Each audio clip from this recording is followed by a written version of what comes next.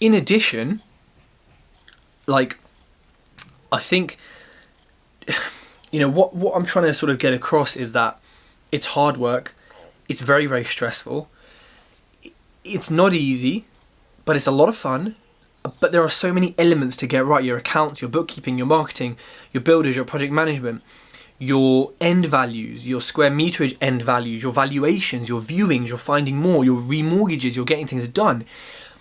There are so many plates to juggle, like so many to juggle, that you really have to be prepared for it. Now, if you're buying less properties and you're buying bigger properties but less of them, then you're probably not going to feel what I'm feeling. But it has been a very, very tricky journey. And I think, one lesson from the builders is you really need to give people 3 chances and give it to them quick sometimes. If things are not being done, do not take excuses. If you're paying for a service, you get the service. Same with agents. I had one agent who, if you're listening to this is important to know, said, yeah, we can do the tenant fine for you. We're really busy at the moment, blah, blah, blah, but we'll get it sorted. Next thing you know, I text, any update? Where's the board for the property? Oh, our person on site has disappeared with all the boards. So when were you going to tell me? Because you've wasted a week and a half of my time, not got a single viewing or any interest, and you don't tell me. So that relationship is over. I don't chat to that person anymore. Simple as that. Because there's the smallest thing, like saying sorry, that makes a big difference, especially when it's totally your fault. Another letting agency I don't know, came as a referral, spoke to them, was going okay. Their build team are very, very expensive. They charge VAT, just doesn't work. But got them on the lettings only. Not the most responsive. I can be a bulldog and I will chase and I'll be persistent. Not the most responsive. And then I got an email, emails ignored. And I said, look, what's going on? You're not responding to my emails. Something along the lines of, I'm not responding to such an ill-mannered email. I was like, what? So other person, just so you know, I don't say hi John, hi Tom every email. Once we sort of had a few emails, I just say, you respond. In a conversation, you don't say, hi John, I feel this way. Really? Hi Tom, this is how I'm thinking. Oh, hey Tej, what do you think? You just talk. So that's how I do it, right? It's efficient. Waste of time saying hi, hell is crap. Anyways, so I'm quite direct. But ill-mannered is not how I communicate. So I just responded saying, look, if you can't take direct emails, then you're not the kind of people I want to do business with. CC'd in the owner who I'd been speaking to and said, look, thanks for trying, but you haven't delivered. And you're talking about ill-mannered emails. When I'm being direct, I can't work with you. I'll leave a review on Google with my feedback. Thank you very much. End of. Another letdown, another 2 weeks of doing fuck all. And then finally, someone messaged me on Facebook at the same time I was looking for a new agent. And then my other friend messaged me, hold tight Lindsay, and she said, Tej, just FYI, because I think you might have connected with this person, I use her all the time for all my lettings. She gets me above market value, all working tenants. She's incredible. And I really do trust Lindsay. She's wonderful. And now I'm using this person, and I mean, the viewings and offers are just coming in. That stuff takes weeks, and I've lost 4 or 5 weeks of rent due to idiots. So, and hey, I'm sure I'm partly to blame. I'm sure my direct email was too direct. Who knows? But there are a lot of people out there who will let you down. Often it's nothing personal. Sometimes they're just shit at their job. Or they're never going to match up to your level of expectation. Or they just don't know what the base level is. Because maybe some landlords are just like, yeah, if you get a tenant, you get a tenant, whatever.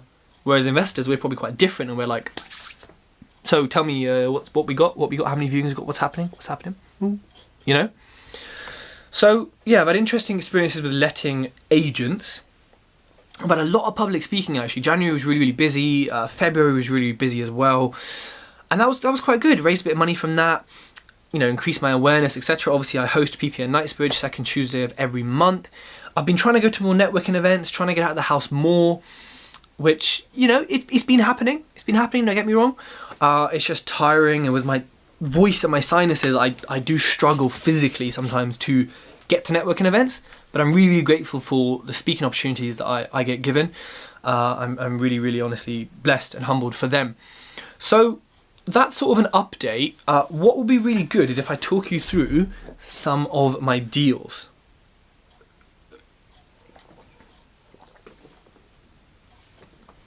So, since we last spoke, I'm looking at my whiteboard here. I currently have 11 buy-to-lets and 3 flips. One of the flips is now a keeper because we got a banging valuation. I'll go through the figures on that. And one of the keepers is now a flip because the refurb has come in at too much, and I'm basically getting rid of it as is. People are walking in, the agent saying, look, here's the work it needs doing. You know, this is for investors, or if someone wants to do the work, go for it. I won't be making a loss. I'll be making a loss if you look at time, but money-wise, nope. I'll be getting all of it back plus a little bit because it was bought so cheap. But that's the, and that property I'm keeping, a big valuation, that's in my selling my development SPV, so I have to transfer it across with a group structure. Anyways, blah, blah. Stuff like this happens and it's annoying, but you have to just roll with it. I wasn't going to say no on this valuation and be like, oh, let me just sell it. Actually, if I sold it, like 26 grand profit, bloody banging. Well, it's probably one of my favourite deals, and I think it's beautiful inside. New build team, so it was done very, very well. So that's the kind of biggest thing that's happened. My SA has been up and running, of which I've done a podcast and a video on you can have a look at. But the biggest thing for me was that switch. And again, I took too long to decide. Let me just sell this piece of crap house, and then let me keep the one that came in a really good valuation. And I should have made that decision quicker. But you live and you learn. You live and you learn. So, what houses have I bought since? So, I've bought one. Ooh, this is my commercial conversion. Well, technically-ish, sort of. 2-bed house. Bought it for 55 grand. The refurb is coming out of 5 grand, all in. It was let out, but not to my standard. So, paint, decorating, new floors, kitchen was sort of updated and arranged better. New bathroom, some gorgeous marble tiles. Oh, I love marble. One day there will be real marble behind my head as I record these podcasts and videos. Mark my words. And yeah, so we're in for 60 and the end value should be 90, but with 80, 85, I'm pretty happy, or rent for about 500. Cool, that's a 2-bed. It's had not really, well, the council did the insulation on it, the cladding outside, and they didn't seal the top. So the water just dripped in. So yeah, well done. Really, really good job there, council, as always. So a few little damp issues, but nothing major. Now behind it is this big warehouse. It used to be a bakery. When I say big, think 3-bed house big. Hint, hint. See, it was full of crap, full of the vendor's car bits and junk and all sorts. So when we walked in, I was like, because it's got a double garage behind it. I was like, you know what? We'll just we'll rent this out to like a builder or something, 60 quid a month, yeah, whatever, it's a nice little bit of income. And then actually, my builder walked in when it was empty, and he said, why are we not building 2 flats here? Why are we not making a house here? And I said, well, now we are, mate. So I've discovered, and I'm submitting planning, so shout out to Ben Richards from Aura Properties. I'm submitting a pre-app to see the chances of it being converted. The conversion will be pretty straightforward. The structure's sound, needs a new roof, new windows, plasterboarding, insulating, and then the inside done. Should cost about 25 grand all in. It's got its own electric supply because it used to be a bakery or workshop. Has its own side entrance and a little bit of the garden as well. And obviously the double garage at the back, which we could make into a garden if we wanted to, or it could stay as a double garage, furthering the rent. Now, as is, it's like a 4 or 5 grand money left in deal. 50% plus return on cash employed, what I usually do.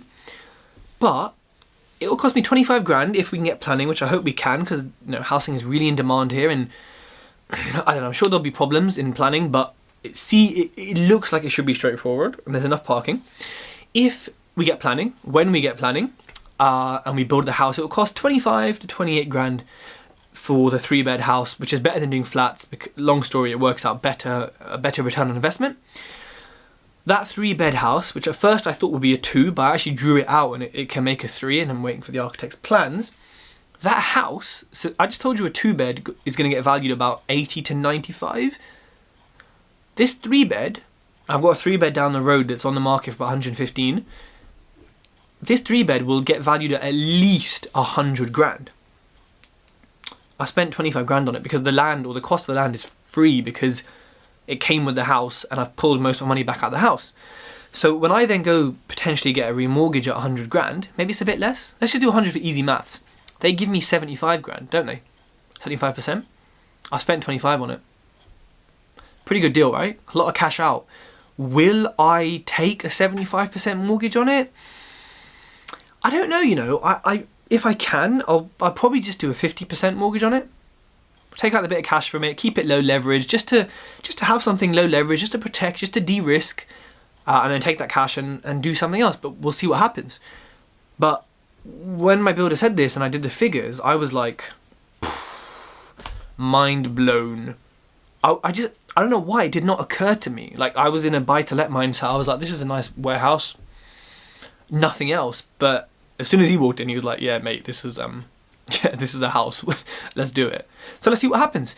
But that was a really, really good deal. That one, Shaz, my mortgage broker, is actually submitting the application. By now it'll be submitted to get a revaluation done pre-6 months. Shout out to Together Finance for funding that one. What else? I bought 2 at auction. One for 45 and one for 43. 43 it's a strange one because it's so cheap. And I could rent it out as is. I would not, but you could. It needs no painting and decorating. It needs a new bathroom. It's going to have a sexy bathroom, as we always do. The kitchen is going to be painted. In terms of the unit, it's going to be painted because they're quite nice, classic wooden ones. And actually, there's nothing wrong with it for a rental. I'm going to paint them, put a nice shelf in, new flooring, get an oven in, box, just make it look pretty, trunk some of the pipes, new carpet upstairs. But actually, it's in very good condition. The main piece of work is a bit of lead or chimney flashing that needs replacing. And also all the architraves. So I'm not going to tell you how tall I am because everyone always says I'm much taller in person. I'm going to leave it a mystery. But they are basically like, the architraves are like 5 foot high.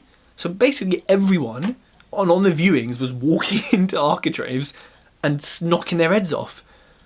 And I literally had to bend my knees to get underneath it. I don't know if miners were short back in the day or what, but yeah, the architraves are all going to be lifted. Again, it doesn't have to be done, but that's just not nice for tenants. So I'm going to lift all the architraves.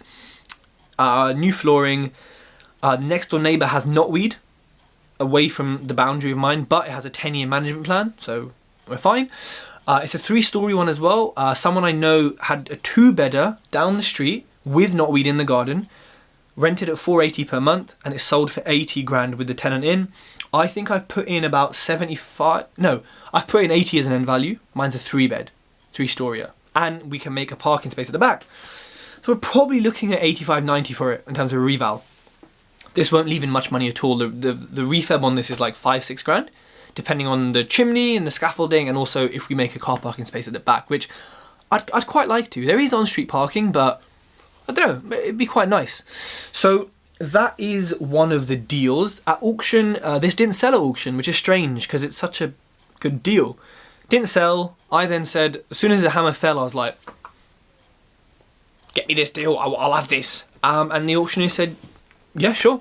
I offered reserve because it's 10% above guide, and I secured it, which was pretty cool. So that is one of them, and that's in quite a nice area. Actually, it's in an area that I've been wanting to sort of like invest in or have houses in for a while, just because, I don't know why, it just seems like a buoyant area. And now I've got two in this area, so that's pretty cool. The next one is like a quite nice little 2-bed where the next story is being used as a service accommodation, but it's like a grandma basically renting out rooms, and it looks like your grandma's house. She said she's busy often. Cool. Also some empty houses on the same street, which I couldn't find the registered owner's address apart from those houses, so interesting to see if I could find them direct to vendor. This one is the one I bought for £45,000. The end value is looking somewhere between, well, it's a bit tricky here. I'm still waiting for agents to get back to me on this, but it's anywhere from 80 to 95. They all work for me. Happy days. I had an agent go view it actually, and they said it's worth 65 grand. On for 65, but accept 61 in its current state. I got it for 45. All in, 6, 7, probably all in for like 47 and a half. Costs and everything like that. If it sells for 65, there's an argument there just to flip it on. it's an investor's paradise, really. It's got a fair bit of damp, but the heating will fix a lot of it. Damp-proof course will fix some of it. A new fiberglass roof on the extension. New kitchen, new bathroom. Rewire, maybe. My builder just texted me about it now. But yeah, paint decoration. So it's like a 15 grand total house refurb. Yeah, we'll see how much another agent values it at. But if it can flip for that, like 13, 14 grand profit for not doing much. Yes, I do want to buy to let, but let's see what happens. Because, yeah, this is one of those things. And this is the beauty of buying property so cheap, is that you have options. Also, this and my other property, Homes Under the Hammer, were filming and they got me on it, yeah? And they still haven't contacted me. So I'm not happy, Homes Under the Hammer, if you're listening to this, because the rehab's about to start and you haven't contacted me. You said I'll be on TV. See, these are the challenges you deal with as a property investor, you know? God, my whole life I waited to be on TV. Told my mum everything. But they're just parring me off. Now that's cool. That's cool. I just won't reference you anymore. It's cool, we're over. So this was quite an interesting one at auction. I made one bid and that was the bid that won it. So yeah, again, this auction was quite interesting because normally the cheap buy-to-lets, the standard stuff, goes every time, goes for a good price, usually above what I'll pay for it, and sorted. But this auction, different stuff went for different, and I haven't found a pattern at auctions. I've kind of seen, like different things at different auctions, but there's never been a pattern or a trend. It's like every auction just is there's so many factors. Have people already bought houses earlier in the month? Have they gone to the other auction that's before it and bought money and bought something? Have they, you just don't know like what's happening really, or what people see on a property that you don't, or that you see that they don't, or what you perceive it as. So yeah, 2 good deals there. I just exchanged on one today on the day of filming in that same area that I like. It's a 3-bed with double extension, so it's a bit bigger than usual. Purchase price is £48,000. The refurb is 13 to 18. Now there's a big difference because it's got wallpaper everywhere. So once we peel the wallpaper back, we'll be able to know the extent of if it's lath plaster and how much plastering it needs and blah, blah, blah, etc, etc. It needs a new boiler. It's been removed because the last one leaked and the old man got frightened and removed it. But the heating system is in place. It needs a rewire. It's got some old air switches. Paint, decoration, new flooring. This is a 2-bed. We're going to move the bathroom downstairs and make a 3-bed because most houses in this area, the whole area, they have it downstairs. So a 3-bed is in way more demand. It's a much bigger rental. And moving it down, especially because there's like this dead little 2nd, 3rd lounge space, will work really, really well. And I've done this on another property. It didn't help the valuation because he said it's just about square footage, but it definitely helped the rent and the demand. And again, you can house hopefully more people. So I feel like it's somewhat helping the area. I know there's plenty of 3-beds. Well, they're not, but people still do need 2 beds, and I get that. And I have a 2-bed, and I will buy 2 beds. Nothing wrong with it. But in this case, in this area, it works better to switch it. New kitchen, new bathroom, total replaster. It's like a full refurb. Again, I want this to last as a rental. So in for 48, refurb, you can see there's a big difference. By the time this video gets released, I will know the price of the refurb. So DM me if you want more details or check out my Instagram story. End value is looking at about 90k. So you know what? Could be more on like open market for sales. Could be more as a valuation, but square foot for square foot, we're looking at 90. This is leaving in about 4-5 grand. It will rent for 500 to 550 a month. There's a disparity because agents tell you different things, and because sometimes there just is a disparity. But 525 is what I think we'll comfortably get, especially in the style and condition I'm going to do it to compared to what else on the market. It's got parking as well. Nice little garden, double extension. So quite a cracking deal. And that's my 14th property, which, actually, it's not 1.2 million now. With that 14th one in, when it's done up, it will be basically just over 1.3 million. That's cool. I also realised the property I mentioned before that had the big end value, got it for 73, spent about 18 and a half on it. It was going to be a flip. So maybe spent a grand more than I would normally, but I don't regret it because it looks beautiful and it's got a high market rent. In for 73, Spent, obviously there's a couple of grand of costs, auction fee, legal fee, etc. Spent 18 grand on it, got revalued at £125,000. Banging! It's leaving in £4,000, 299 and 0 British pennies, pounds. Pretty good deal, actually. And the most amazing thing is, I'm filming this on March the 6th. Guess when I bought this house? December the 3rd. And what happened today? I received the funds back, and I paid off my bridger for the remortgage. That's pretty cool. 3 months and 3 days. I picked up the keys for the property, refurbed it, and actually today I found a tenant for it, and I've had it valued and remortgaged, and the money's come back in 3 months from the moment I got the keys. And the refurb actually started about a week and a half later.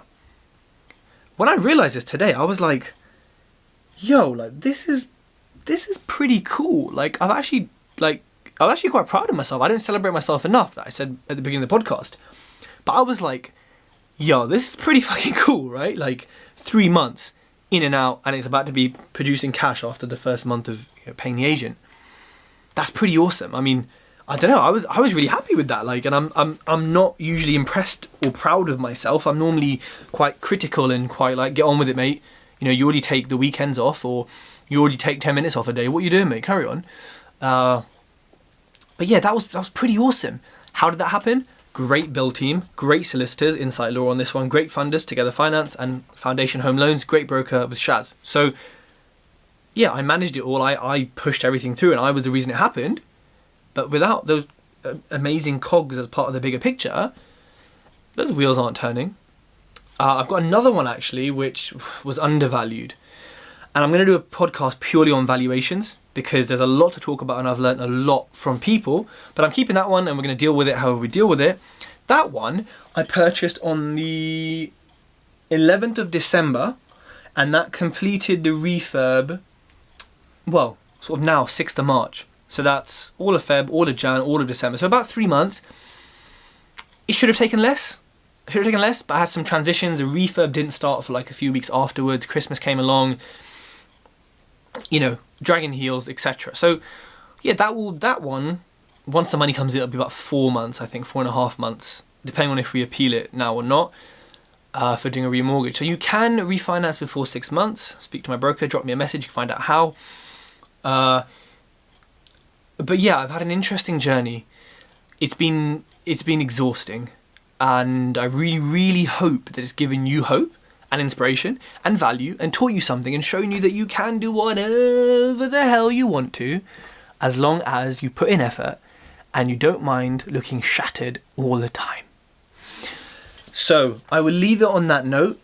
That is my most recent update of where I am. I'm aiming to buy 3 properties a month for the next 6 months, and then at 6 months we'll review what happens. The cash flow then should be about 7 grand a month, which is I mean, that's bloody good. That's a lot of cheese and crackers, and a lot of trips to Italy to buy the cheese. A lot of pizza. Ooh, pizza. I have a wedding coming up as well, so I need to save up for that. I also put in my goals 1 flip a month, but that's not going to happen. It'll probably be 1 flip every 2 months, just to make up for shortfalls in money left in and to pay my investors, you, back. Once we get to 6 months, I will be reviewing the plan. Am I now going to invest closer to home and just do big flips and keep this portfolio? Am I going to do blocks of flats, which is really my aim and my interest? HMOs without humans touching, buy-to-let on steroids, love them. Am I going to do that? Or what am I going to do? Am I going to get another SA? I don't know. Like I said in my goal setting video, 6 months for me is important, and then once we get there, we will then decide, yeah, how and what we're going to do from that point onwards. So yeah, if you want to know any more, please send me a DM, leave a comment below, please like the video, subscribe to my YouTube, Tej Talks, and subscribe to my podcast as well. And I bid thee farewell for now.